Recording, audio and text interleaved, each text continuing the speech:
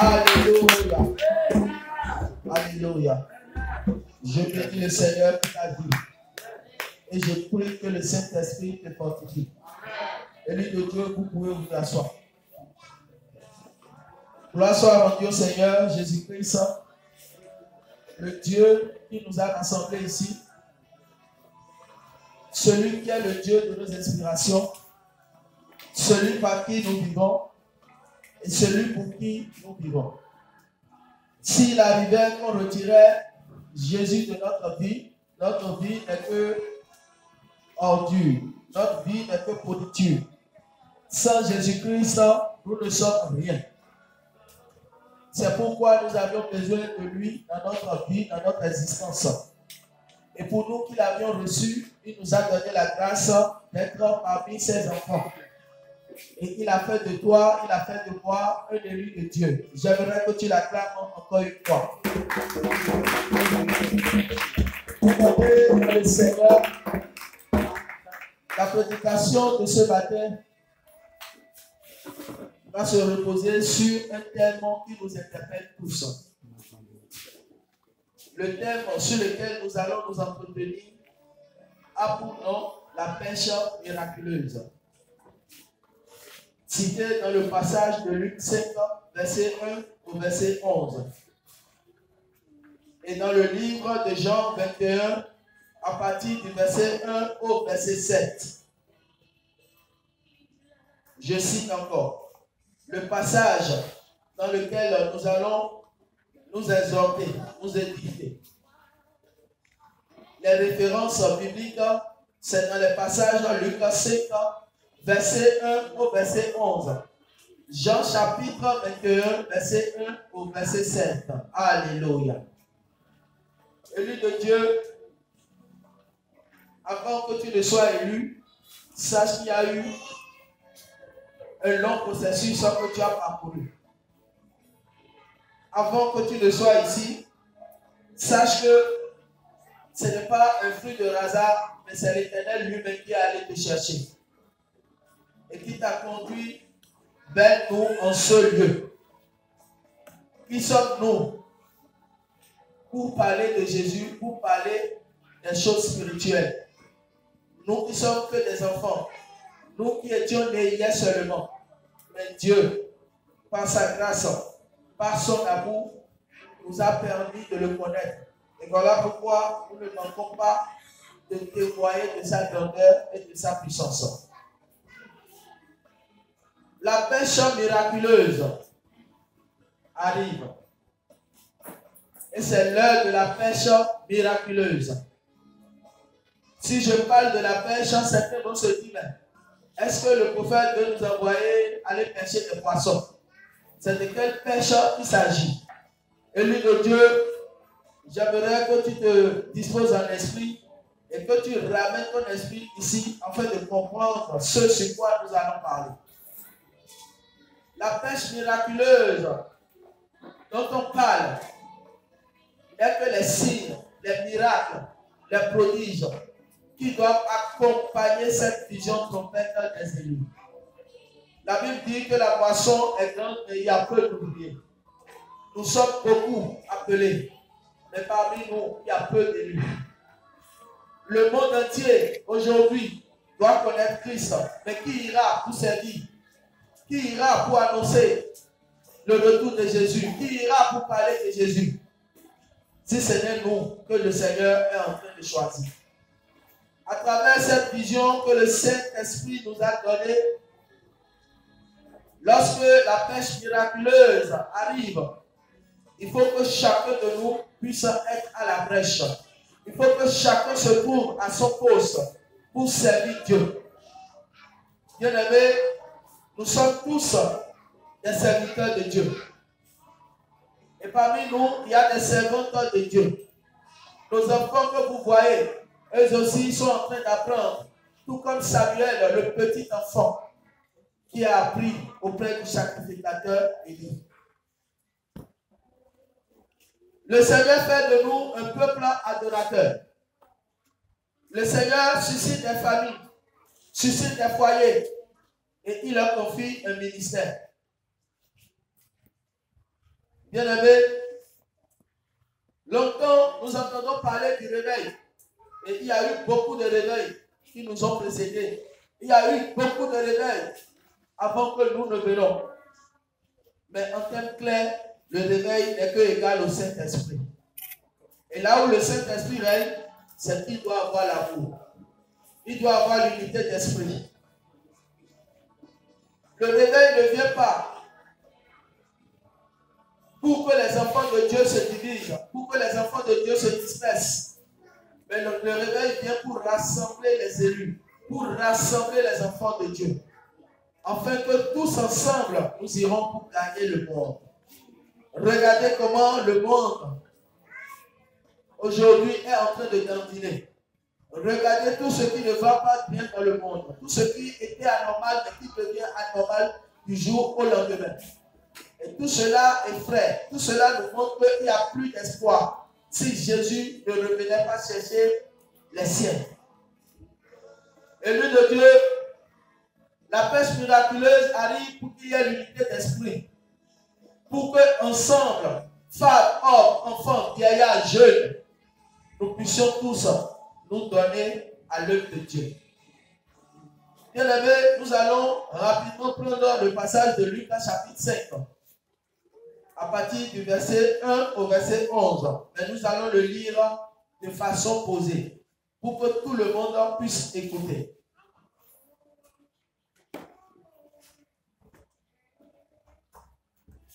Luc chapitre 5.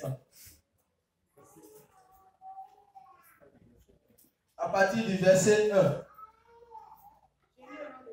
Prenez un micro.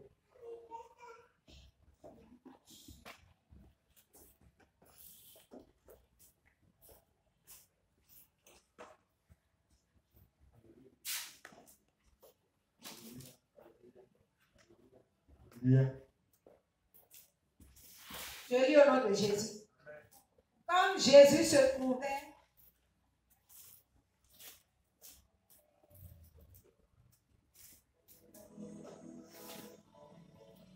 Alléluia. Luc chapitre 5 à partir de verset 1. Comme Jésus se trouvait auprès du lac de Génézareth et que la foule se pressait autour de lui pour entendre la parole de Dieu, il vit au bord du lac deux barques, d'où les pêcheurs étaient descendus pour laver leurs filets. Alléluia. Nous irons pas à pas, je l'avais déjà dit. La Bible dit que lorsque Jésus arrive, il y a toute une foule autour de lui. Et quand cette foule apparaît et cette foule se présentait autour de lui, c'était pour le but d'entendre la parole de Dieu. Et voilà, Jésus était au bord du lac. Et à côté, il y avait deux petites barques, d'où les pêcheurs étaient descendus pour laver leurs filets. En réalité, ici, on nous parle de la pêche. Et Jésus s'est retrouvé au bord du lac, là où il y avait ceux qui voulaient pêcher. En approfondissant, nous allons mieux comprendre. Mais la foule, ayant vu Jésus, s'est dirigée vers lui parce qu'ils avaient soif de la parole de Dieu. Tout comme nous aussi, nous avions soif de l'évangile. Nous avions soif de servir Dieu. Nous avons soif de faire la volonté de Dieu et de demeurer dans la volonté de Dieu. Il y en a encore qui ne sont pas parmi nous, mais qui ont soif aussi d'aller quelque part célébrer Dieu, d'être dans une assemblée, de participer à un culte digne du nom, mais qui n'en ont pas encore trouvé. Continuez. Il monta dans l'une de ces barques qui était à Simon. Et Jésus va monter dans l'une des barques. Et cette barque appartient à Simon. Et il le pria de s'éloigner un peu de terre. Et Jésus va lui dire, éloigne-toi un peu. Puis il s'assit de la barque, il enseignait la foule. Et le maître s'est assis en enseignant la foule. Alléluia. En réalité, s'il y a la pêche, et qu'on nous dit qu'il y a la pêche miraculeuse, c'est-à-dire qu'il doit avoir des barques. Le Saint-Esprit ne peut pas travailler sans qu'il y ait des bases. Il faut que les bases soient remplies. Il faut que les canaux par lesquels le Saint-Esprit voudrait démontrer sa puissance, voudrait se révéler, il faut que ces canaux soient disposés. Et ici, nous voyons que les pêcheurs avaient déjà disposé leurs barques et ils se préparaient pour leurs activités, qui est la pêche. Bien aimé, il faut suivre avec un esprit attentif à ce que nous sommes en train de lire. Continuez. Lorsqu'il eut cessé de parler, il dit à Simon. Et lorsque Jésus va finir de parler, il va s'adresser maintenant à Simon. Avance en pleine eau et jetez vos filets pour pêcher. Le Seigneur va dire à Simon, avance en eau profonde et jette ton filet pour pêcher. Simon lui répondit. Simon va répondre. Maître, nous avons travaillé toute la nuit sans rien prendre. Mais sur ta parole, je jetterai le filet. Simon va dire, Maître, nous avions travaillé toute la nuit et nous n'avions rien trouvé. Mais comme c'est toi qui es en train de parler, alors je les écoute. Oui, continuez. L'ayant jeté, il prit une grande quantité de poissons et leur filet se rompait. Il prit une grande quantité de poissons et leur filet se rompait. Alléluia. La Bible dit que Simon était un pêcheur. Et Simon allait pour la pêche. Et comme vous saviez, il y a des jours dans vos activités, les choses donnent. Il y a des jours, les choses ne donnent pas.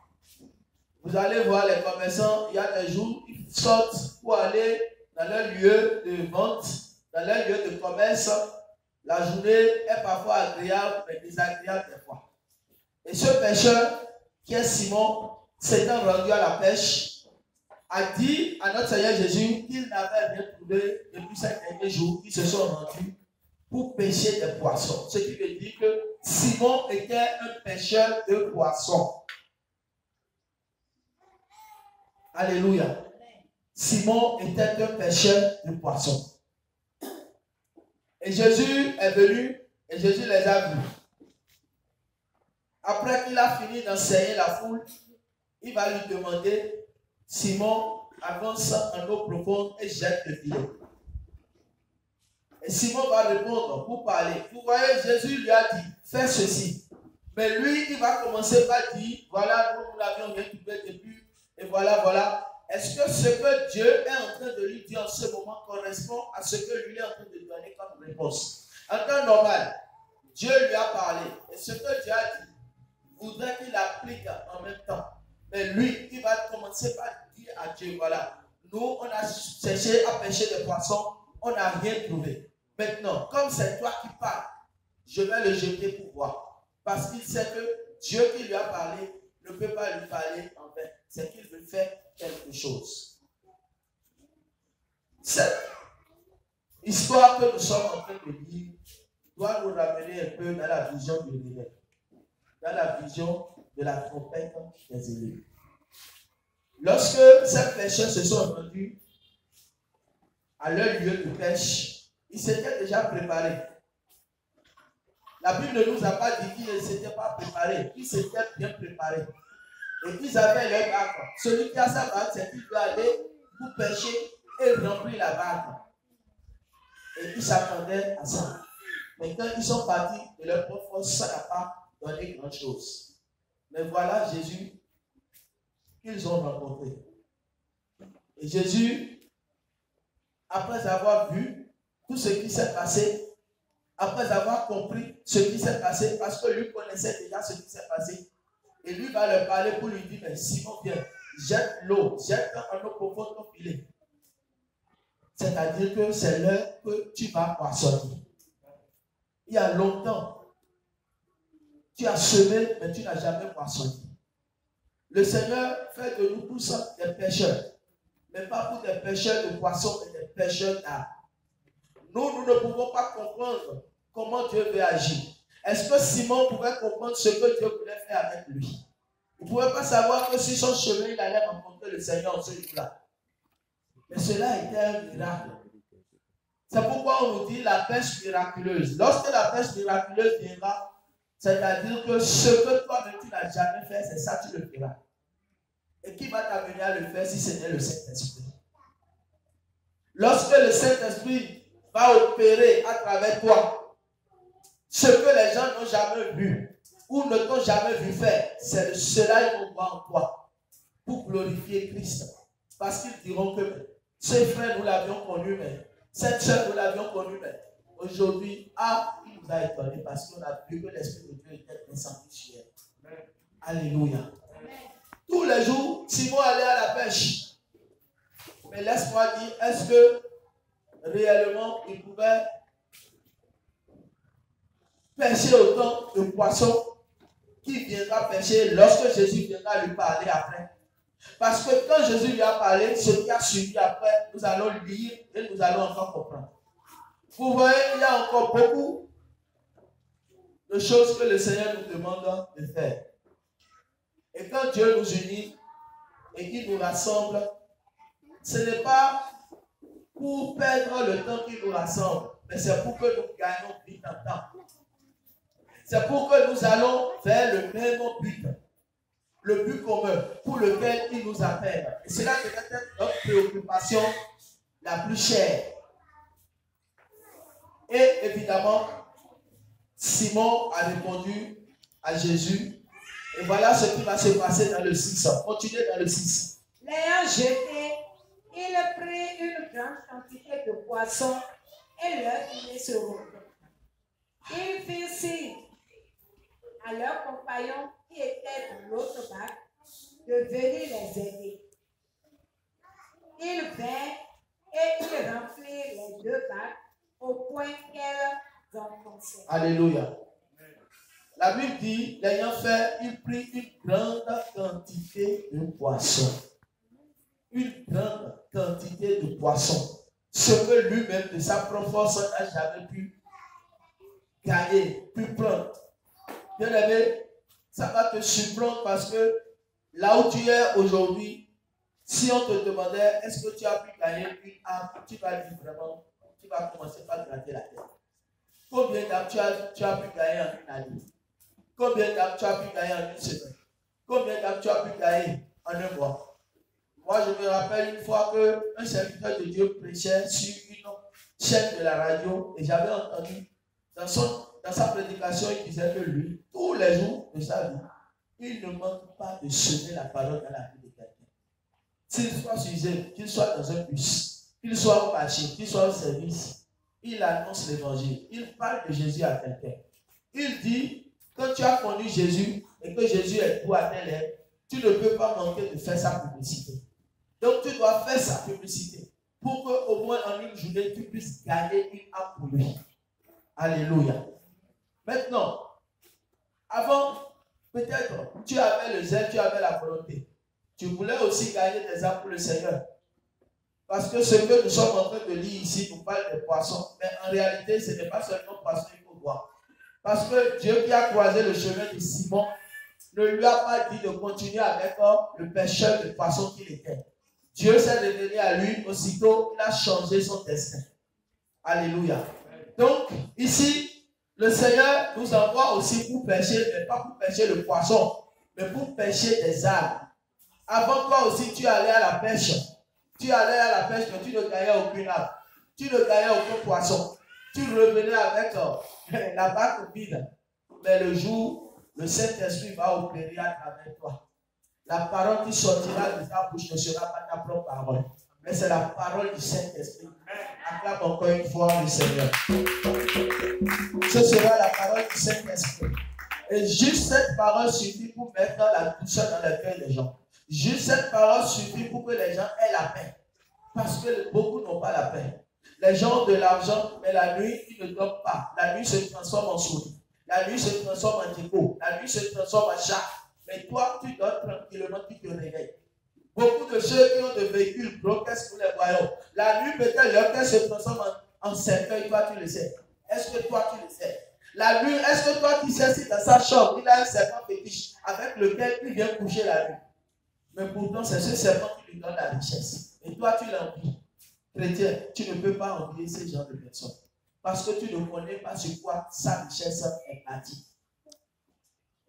Et voilà ce que la Bible est en train de nous dire. Aujourd'hui, le Seigneur fait de nous tous des pêcheurs d'âme. Et l'heure de la pêche miraculeuse est en train de s'apprêter à venir.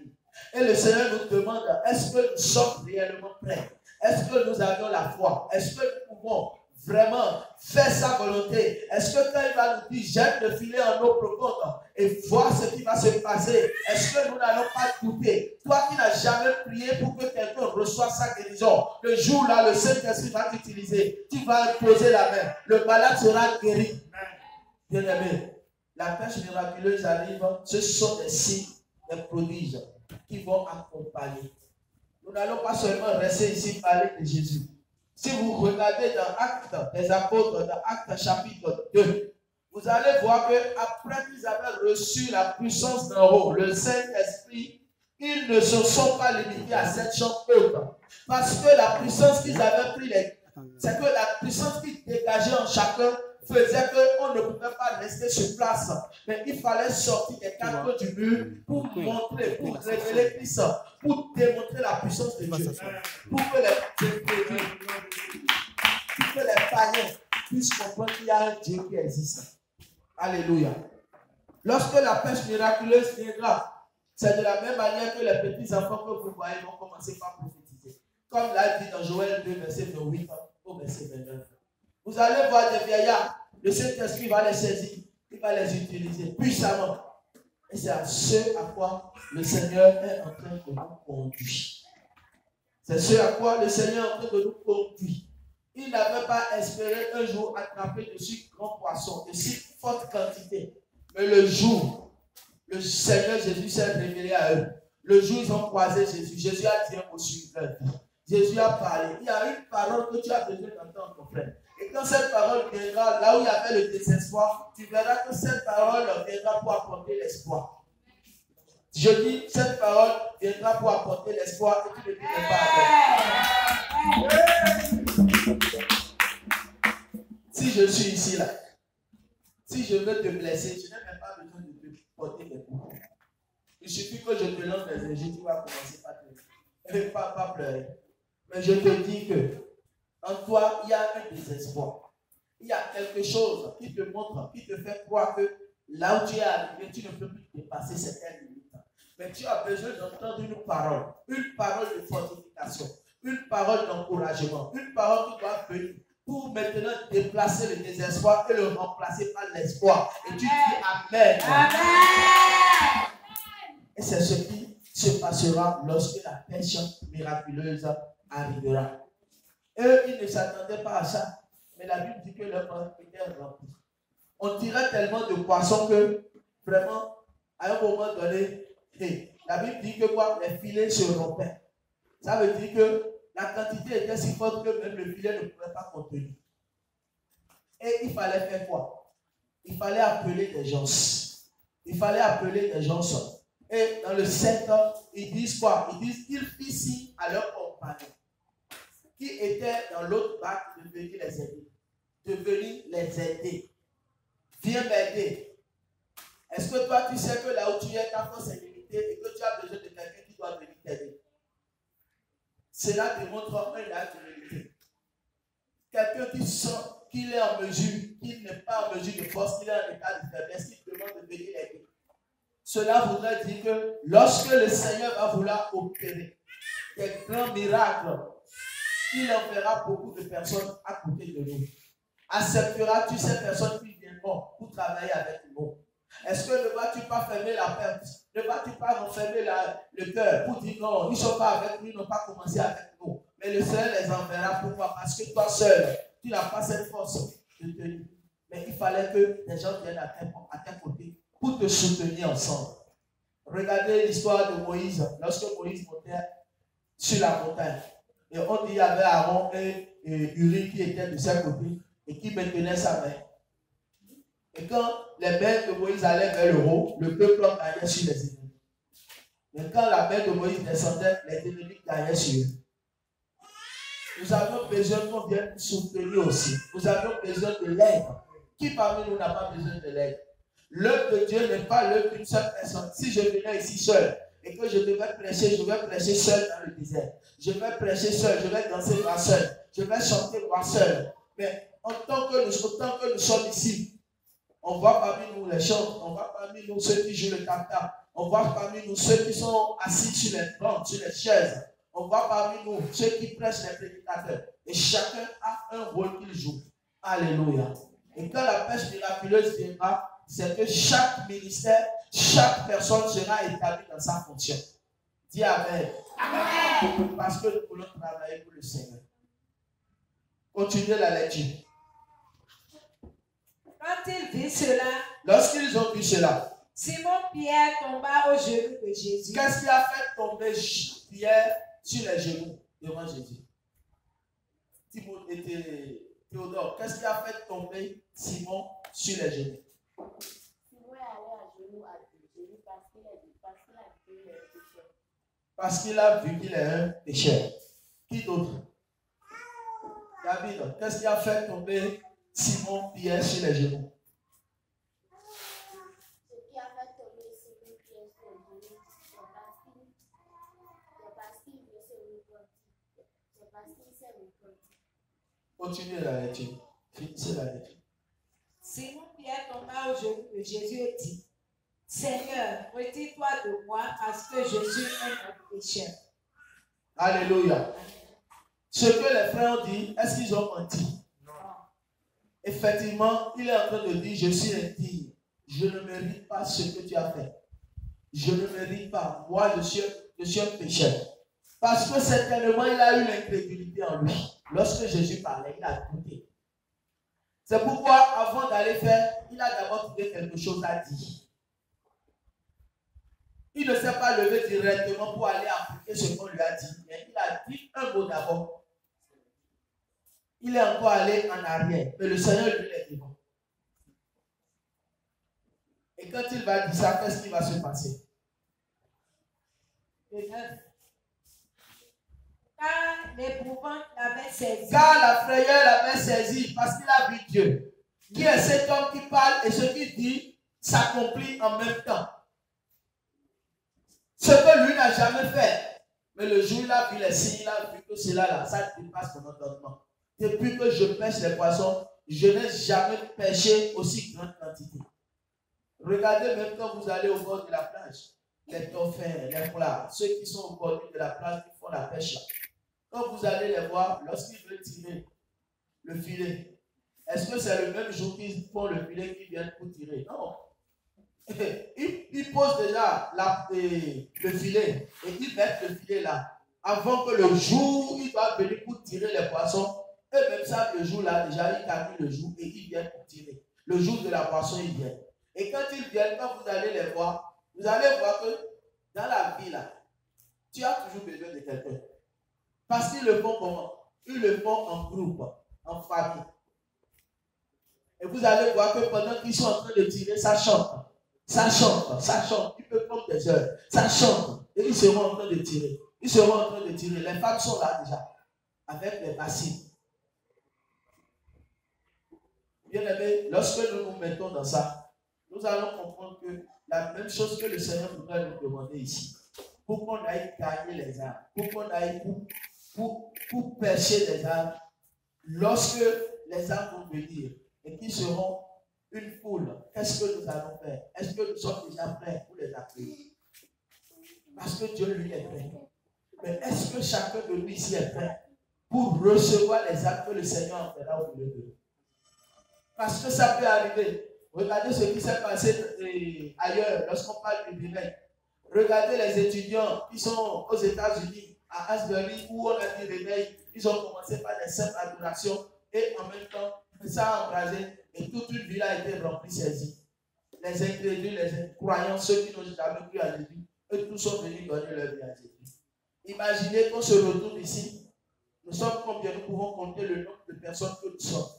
Et vous allez voir que de 50 ou de 20, on devient 200. On devient 200, on devient 2000. On devient 2000, on devient 2 millions. Bien aimé, mais avant qu'on aille à ce stade-là, le Seigneur voudrait savoir, est-ce que nous sommes réellement prêts pour la pêche miraculeuse?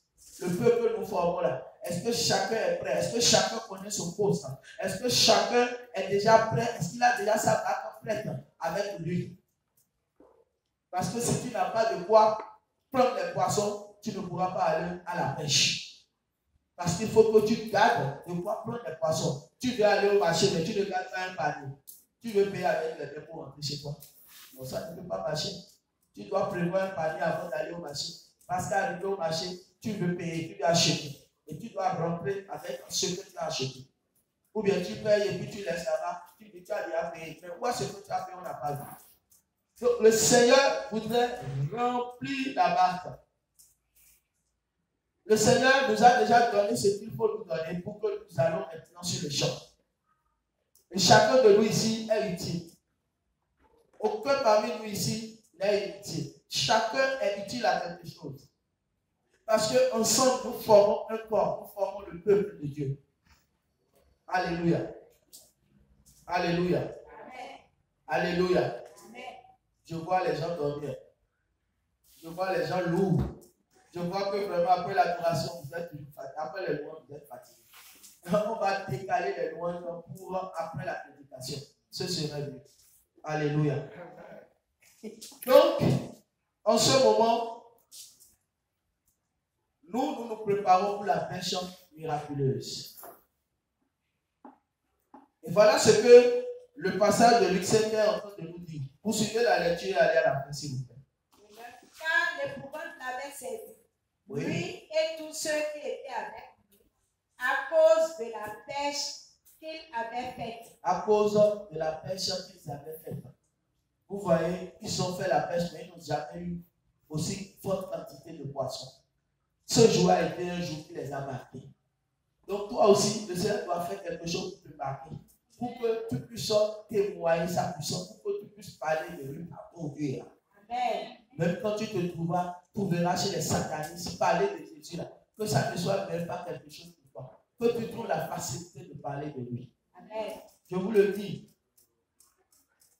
Être dans un environnement et de démontrer, c'est-à-dire de faire connaître son identité et de faire connaître sa foi aux autres, ce n'est pas facile, c'est un combat. C'est un combat. Mais toi, tu vas le faire. Même dans vos familles, beaucoup n'osent même pas dire à leurs parents que moi, je suis déjà rentré dans la chose. Je ne suis plus avec eux. Parce qu'ils ont peur. Rapidement, on va faire un conseil de famille sur toi. Donc, tu as pris Jésus, tu es en cachette. Et sache qu'un jour, ça va éclater. Parce qu'ils le seront tôt ou tard. Alléluia. Parce qu'on ne reçoit pas Jésus pour le cacher. La Bible dit on n'allume pas une lumière pour la cacher sous le poisson. Mais il faut la poser sur la table. Alléluia. Donc, Jésus que tu as reçu, tu dois aller partager avec ta famille aussi. Donc, continuons rapidement la lecture. Il en était de même de Jacques et de Jean, fils de Zébédée, les associés de Simon. Les associés de Simon. Toi, tu n'as personne qui soit un associé pour toi. Même Moïse avait Aaron. Mais toi, tu n'as personne. Hein? David avait dit, avec Jonathan. Mais toi, tu n'as aucun associé. Ce n'est pas bon. Tu dois avoir quelqu'un, forcément. Ceux-là qui doivent t'entourer. Ceux-là qui doivent travailler avec toi. Jésus même n'a pas fait le seul. Malgré qu'il est Dieu, il a eu besoin des hommes. Sinon, pourquoi très tôt il est allé chercher les disciples pour les former, pour aller les choisir chacun dans son lieu, dans son endroit là où il était. Il est allé les dénicher. Et il t'appelle, il te dit, toi, suis-moi. C'est la seule chose qu'il dit ça. Quand il te voit, il ne parle pas beaucoup avec toi. Il te dit, suis-moi. Et tu le suis. Si tu ne le suis pas, comme tu sais ce qui t'attend. Puisqu'il t'a déjà dit, suis-moi, qu'est-ce que tu vas faire? La personne qui te parle est Dieu. Est-ce que Dieu peut te parler, toi, tu vas faire le gros dos? Tu ne peux pas faire gros dos. Tu te soumets à sa volonté, que ça passe. Donc, il te regarde un peu, il te dit, suis-moi. Quand l'autre ne voulait pas le suivre, qu'est-ce qu'il dit? Il dit, je t'ai dit de le suivre, suis-moi. Parce qu'il comptait l'argent, il voyait que L'argent, je vais laisser sur cet homme-là. Je peux compter encore l'argent comme ça. Vous voyez. Donc, tout ce que nous voyons sur la terre, tout est dans la Bible. Rien n'est caché au fait. Tout est dans la Bible. Si nous vivons un événement, retournons dans la Bible pour fouiller pour voir. Qu'est-ce qui se passe? Nous sommes dans quel temps? Nous sommes en train de vivre quel événement? Qu'est-ce que les gens ont vécu déjà qui soit similaire à ce que moi je traverse? Et comme ça, tu te retrouves dans la parole. Alléluia.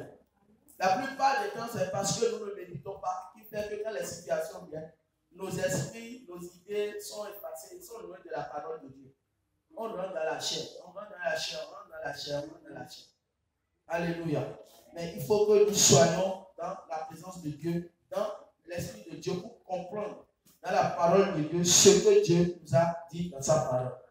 Vous voyez. Donc, en réalité, il dit, il en était de même. Donc, eux tous étaient étonnés. Étonnés que même. Nous, on fait la pêche depuis, mais comment ça là? Ça différent. Cette pêche-là, c'est différent. Nous pouvons venir au culte des fois et nous allons prier notre. Le jour, toi-même, tu viens, tu dis, oh, vraiment, le culte là, je n'ai pas bien senti, c'est ce que Dieu veut ça. Mais le jour, le Saint-Esprit va descendre là, tu vas voir, toi qui ne danses jamais, tu vas danser. Et toi qui ne remues même pas le corps, tu vas remuer le corps. Toi qui n'as jamais prêché, tu vas demander à ce qu'on t'autorise pour que tu puisses donner un message. C'est comme ça. Et le Saint-Esprit réserve cela pour chacun de nous. Alléluia. Donc ici, ils étaient ensemble. Cela voudrait dire encore quoi? Que c'est en équipe, en esprit d'unité, que nous devons travailler. Les mains dans les mains. Les mains dans les mains. Simon Pierre n'était pas seul. Il était accompagné de Jean, de Zébédée, de Jacques et des autres frères. Dieu te donne une vision, mais la vision n'est pas à toi seul. La vision, c'est pour Dieu. Et Dieu, à travers la vision, peut sauver des hommes, des femmes, des enfants, des adultes, des personnes de tout âge, de tout rang social. Mais toi, tu as été juste une source de bénédiction pour que par toi, Dieu puisse accomplir ce qu'il veut faire. Dieu veut toujours travailler, mais il cherche un seul homme qui soit disponible pour exécuter ce qu'il veut faire. Alléluia. Continuez. Alors Jésus dit à Simon. Et voilà la parole que le Seigneur va dire. Ne crains point. Il dit ne crains point. Désormais tu seras pécheur d'hommes. Il dit désormais tu seras pécheur d'hommes. Acclamons le Seigneur.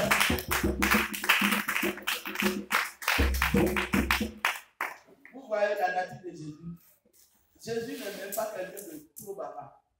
Est-ce qu'il a beaucoup parlé là-dedans? Il veut changer le destin de quelqu'un. Est-ce qu'il a beaucoup parlé?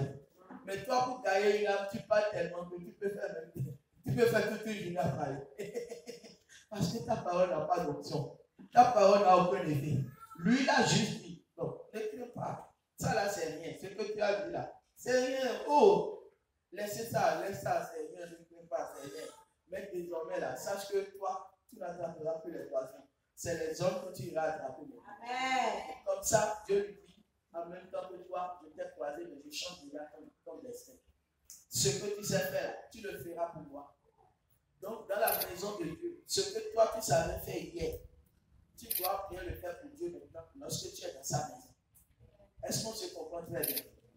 Non, il faut qu'on se comprenne, parce que c'est là où le problème de bague est en train de se présenter pour la presse miraculeuse. Ce que toi, tu sais faire là, est-ce que tu le fais bien pour le Seigneur? Parce qu'une vision vient, c'est les hommes, les femmes que Dieu veut utiliser. Et on ne peut pas parler d'un réveil sans parler des hommes, sans parler des femmes, sans parler des enfants. Les enfants ont leur place dans un réveil. Les femmes ont leur place dans un réveil. Les hommes ont leur place dans le réveil. Les vieillards aussi ont leur place. Tout le monde a sa place dans le réveil. Maintenant, dans le monde, là, qu'est-ce que toi, tu savais faire? Toi, tu savais chanter, non? Ok. Mais est-ce que maintenant, le chant que toi, tu as appris là, est-ce que toi, tu sais le chanter maintenant pour Christ? Voilà que tu n'es plus pour le monde, mais tu es pour Jésus. Maintenant que tu es pour Jésus, tu pouvais peut-être avoir un cahier de chant et enregistrer les chansons de Céline Dion, les chansons de Beyoncé, les chansons de quoi? De tous ces stars que vous connaissez là. Et tu les lis, tu les connais même.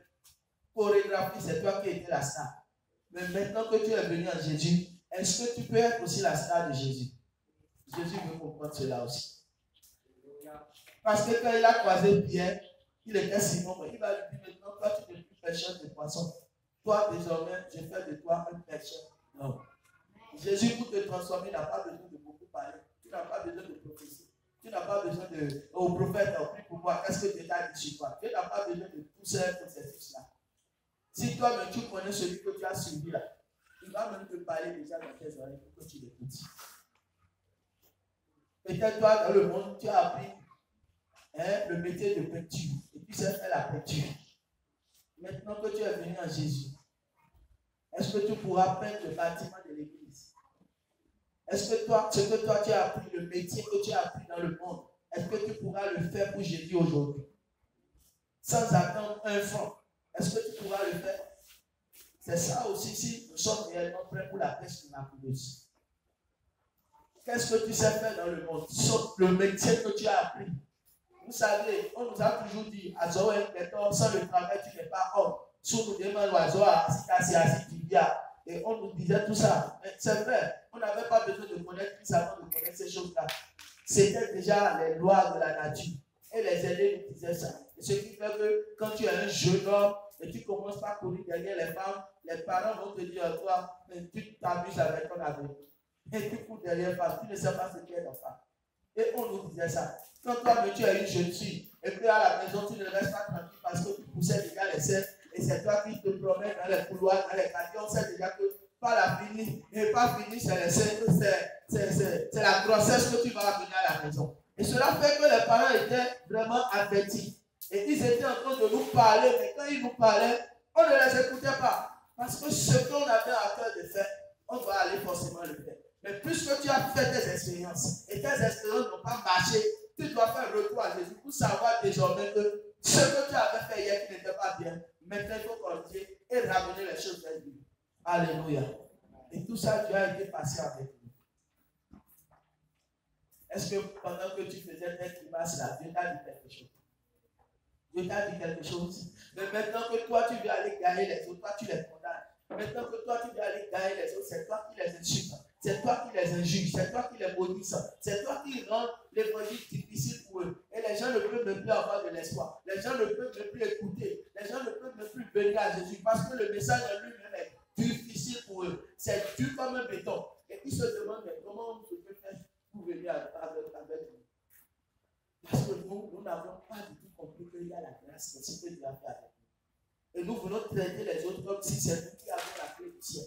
C'est nous qui avons la clé de l'enfer. Donc si quelqu'un ne répond pas, on les jette en même temps là où il faut. Est-ce que Dieu est comme ça? Dieu n'est pas injuste. Dieu n'est pas injuste. Le plus grand pécheur, Dieu veut le sauver. Dieu a un projet pour lui. La plus grande prostituée, Dieu veut la sauver. Dieu a un projet pour lui. Et c'est ça la grâce de Dieu. C'est ça l'amour de Dieu. Il n'y a pas de pêche miraculeuse sans l'amour de Dieu. Comment nous allons traiter les âmes que le Seigneur va envoyer?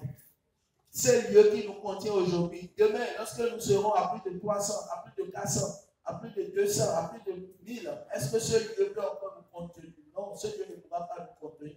Aujourd'hui, nous travaillons avec des matériaux précaires. Vous voyez. Mais demain, quand Dieu va nous envoyer des matériaux sophistiqués, est-ce que le chant que toi tu chantes bien aujourd'hui sans les matériaux, le jour où les matériaux vont venir, est-ce que tu pourras encore chanter, aller encore à une autre dimension pour le Seigneur? Parce que toute chose que tu le fais, il faut le faire bien. Il faut chercher à être performant dans ce que tu fais. Il faut chercher à évoluer plus dans ce que tu fais pour la gloire de Dieu. Terminer la lecture rapidement, on va prendre le livre de Jean, Jean chapitre le 11. Le 11. Et ayant ramené les bacs à terre, il laissait tout et le suivit. Vous voyez? Alors, la parole qu'il a prononcée a eu déjà été. Dieu n'a pas besoin de savoir qui tu es, de savoir quels sont tes sentiments, qu'est-ce que tu penses, qu'est-ce que tu veux, avant qu'il ne fasse de toi ce qu'il veut faire de toi. Quand il vient à toi, aussitôt dit, ce qu'il a dit déjà prend effet et ça commence déjà. Regardez la plupart des personnes à qui Dieu donne des visions sur leur appel au ministère. Quand Dieu les appelle pour le servir, tout d'abord, ils sont attachés à leurs activités. Ils sont attachés à leur propre projet. Et ils mettent Dieu en dernière place. Si chacun de lui ici mettait Dieu à dernière place, je vous assure que les choses ne vont pas prospérer.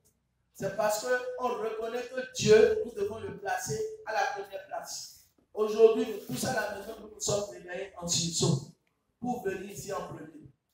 Et on a couru pour être ici. Et quand nous sommes venus, les uns les autres sont venus. Donc, ce qui veut dire que chacun s'est réveillé et a un esprit que je dois me rendre ici.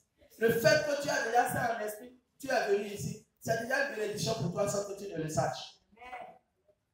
Tu ne dis même pas Amen. Amen. Nous sommes fatigués. Fatigués de tout. Que le Seigneur nous fatigue.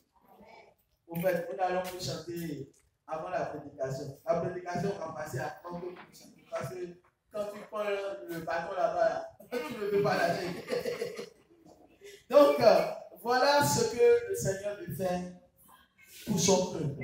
Et vous voyez déjà que quand on parle de l'idée du réveil, le réveil ne consiste pas en un seul groupe. Le réveil est partout. Le réveil, c'est toutes les nations. C'est tout le monde entier. Regardez la Mecque. Les musulmans vont chaque fois à la Mecque. Mais quand la pêche miraculeuse va venir, la pêche miraculeuse va convertir toute la Mecque pour Jésus. Et vous n'allez pas comprendre. Toute une mosquée. Regardez Zozo, qui est le quartier des musulmans. Tu ne peux même pas prendre ses pour aller à Zozo pour dire que Mahomet, il est ici, il est ça. Ils vont te laver. Peut-être que tu vas sortir vivant. Je te dis. Parce qu'ils sont peut-être en carême. Peut-être que tu vas sortir vivant. Je te dis, peut-être. Sinon, toi, tu vas mourir dans leur venelle. Et ils vont bien, ils vont encore avoir raison sur toi. Parce que c'est une provocation que tu allais faire dans le temps. Mais le jour, la pêche miraculeuse va venir. Ce n'est pas toi qui vas parler, mais c'est le Saint-Esprit qui va parler par ta bouche. Et quand tu seras en train de prêcher dans leur quartier, même devant la mosquée, l'imam va entendre, l'imam va te poser le micro pour dire à cette fidèle de sortir pour aller écouter l'imam. Que ce qui se dit au dehors, c'est la vérité. C'est le signe, ça, miracle. Jésus est venu. Est-ce que Jésus a parlé, il a enlevé Bêche, enlevé Bouddha, enlevé Pantal? Qu'est-ce qu'il a fait? Miracle. Miracle, il n'aime pas les miracles ici. Papa dit la vérité, toi tu n'aimes pas les miracles. Tu souffres de l'hypertension. C'est un exemple, tu ne souffriras jamais d'hypertension. Et je prie pour toi, le mal est parti de toi. Le Saint-Esprit t'a guéri. Qu'est-ce que tu vas faire? Tu seras content, non seulement tu seras content, mais tu pourras pour aller dire aux gens, venez à Jésus, Jésus va guérir, Jésus a fait ça. Les gens veulent donner leur vie à Jésus, mais ils ne voient pas les signes qui accompagnent ce que nous sommes en train de faire. Toi, tu parles seulement aux gens, mais toi, tu ne donnes rien aux gens. Le social, même tu as oublié ça de ton cœur. Il n'y a même pas la générosité. Chrétien qui ne donne rien, chrétien à part. Toi, tout ce que toi tu connais, tu as la foi, tu as la foi. La foi sans les yeux est morte. Personne ne mange dans ta main. Personne, je dis bien, personne ne mange dans ta main. Toi, tu ne nourris personne dans ta main. Mais c'est grave. Et tu pries, tu dis, Seigneur, bénis-moi. Dieu va te bénir comment? Dieu va te bénir comment? Il faut nourrir déjà des gens pour que Dieu te bénisse. Pour qu'il déverse sa bénédiction sur toi. Alléluia. Nous voulons beaucoup de choses avec Dieu, mais nous ne sommes pas prêts pour respecter les contrats que Dieu signe avec. Dieu a un contrat qui signe avec chacun de nous. Dans son alliance, il y a aussi son contrat de nous. Tu as un contrat que tu as signé avec Dieu. Et tu peux blâmer les gens, tu peux dire que pas, mais avec Dieu, tu ne peux pas faire autre chose. Parce que le contrat que tu as signé là, c'est un contrat à vie. Et tu l'appartiens. Vous voyez. Aujourd'hui, il y a des personnes pour les éprouver, qu'est-ce que Dieu fait? Avant, ils trouvaient facilement de l'argent. Mais aujourd'hui, pour gagner ces francs-là, ils doivent souffrir. Ils doivent transpirer de leur propre sueur avant de gagner cet argent. Et plus le Seigneur leur parle, il ne veut pas écouter. Le Seigneur lui-même permet que les choses soient encore plus dures, plus difficiles. Parce qu'ils ne sont pas en train de respecter ce que Dieu est en train de leur dire depuis. Je vous dis la vérité. Dieu, il ne dort pas, il est vivant. Et il est dans tout ce que nous faisons. Tout ce qui appelle son nom. Et qu'on le fait avec amour, avec sincérité, vérité, il est dedans. Il est dedans. Ce que nous sommes en train de faire ici, banalement, si nous ne savons pas faire, nous allons voir ce que Dieu va faire. Et vous-même, vous serez étonné, dépassé de dire que quand on vient ici, on se regroupe, on chante. Nous, on ne savait pas que la chose allait tourner comme ça. Personne ne s'y attendait. Est-ce que Simon savait qu'il allait attraper de gros poissons? Mais va voir le type de poisson qu'il a attrapé. Le jour là, on va voir, toute sa maison va manger certainement. Avec les gros poissons là. Les gens peuvent manger pendant des années certainement. Parce qu'on dit que c'est Jésus qui a fait sortir ça. Ce n'est pas un homme. On dit on est en train de sortir les choses jusqu'à que le filet même se coupait. C'est-à-dire que le filet même ne pouvait pas contenir. Donc il fallait beaucoup de personnes pour pouvoir chercher les poissons. Ici, seulement là, regardez les habitants de ce quartier d'abord. Nous allons les gagner ici. Quand nous prêchons ici, vous croyez qu'il n'y a pas les gens qui nous écoutent. Il y en a qui nous écoutent depuis leur maison. Ils nous écoutent très bien. Et quand vous êtes en train d'adorer et de chanter là, il y en a qui ne comprennent même pas français. Mais les chants que vous êtes en train de chanter, ça les touche, ça les pénètre. Et quand toi tu chantes ici, eux aussi sont en train de danser dans les chants. Et c'est dans ça que Dieu les visite eux aussi. Dis Amen. Amen. Quand ceux qui jouent les tam-tams sont en train de jouer les tam-tams là, ah, mais eux aussi, ils dansent dans les chants. Ils font des pas. Hein? Ils vont danser. Les enfants qui sont dans le quartier qui entendent, ils vont danser aussi. Et c'est dans ça, Dieu lui aussi va se révéler à eux. Donc ce que nous faisons, c'est pour la gloire de Dieu.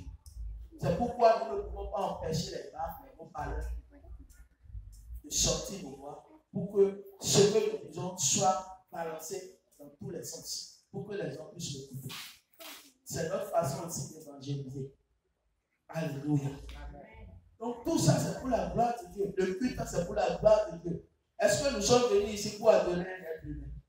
Est-ce que nous sommes venus célébrer un homme? Nous sommes venus célébrer qui? Jésus-Christ de Nazareth.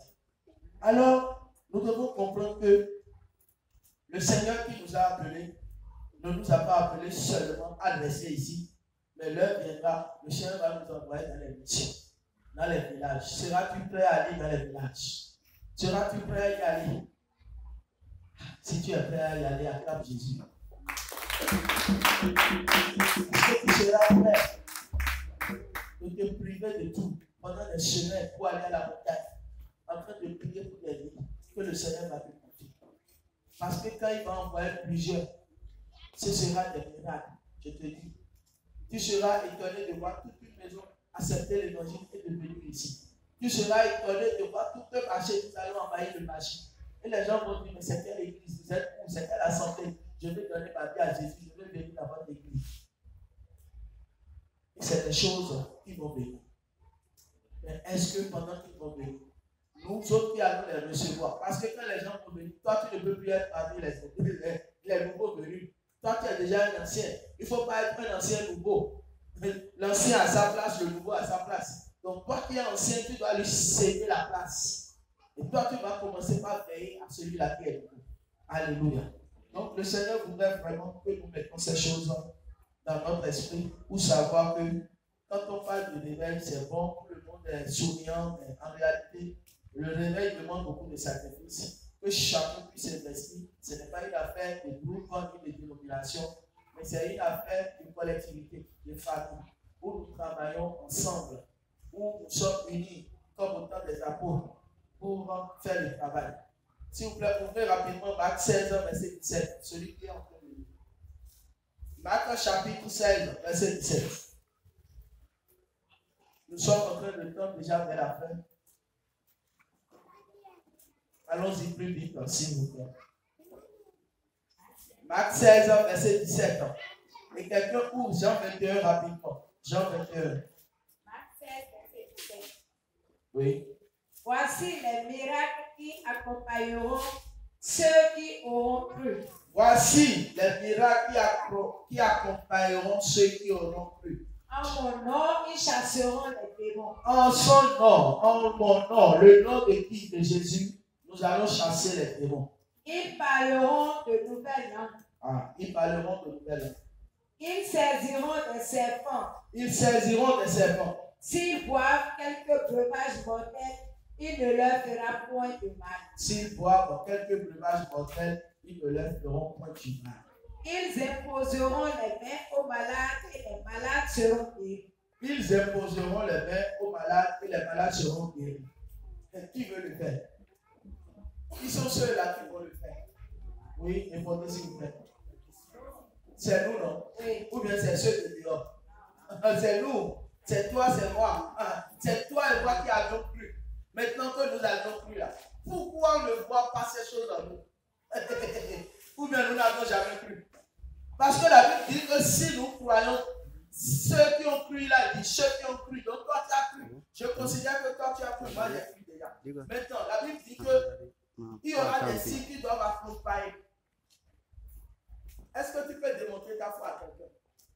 La foi se montre. J'ai la foi, j'ai la foi. Je le dis à la bouche.